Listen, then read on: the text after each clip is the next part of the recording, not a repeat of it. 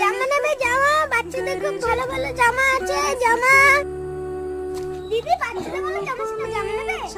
এই, তুই সেদিন স্টেশনে ভিক্ষা করছিলি না? কোথায় দেখি কেমন ভালো জিনিস?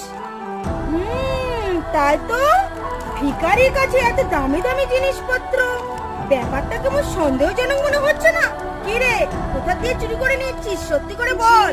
না দিদি, আমি কোনো জায়গা থেকে চুরি করিনি। ক্যানিং স্টেশনে যে পল্টু কাকুর দোকান ছিল না, ওই পল্টু কাকু আমাকে এগুলো বিক্রি করতে দিয়েছে আর বলেছে আমি যদি সব বিক্রি করে দিতে পারি তাহলে এবার পূজা আমাকে একটা নতুন জামা দেবে। ও, আর আমি তোকে শুধু শুধু ভুল বুঝলাম। চল আমার বাড়িতে, আমি তোকে টাকা দিয়ে দিচ্ছি। তুই এখানে দাঁড়া, আমি টাকাটা আনছি। এই নে তোর টাকা। আর শোন, এবার পূজা আমার তরফ থেকে এই জামাটা তোকে আমি গিফট করলাম, ঠিক আছে? তাহলে তো আমি তোকে দেবো, হবে কি মজা। দিদি, আমি তাহলে আসি।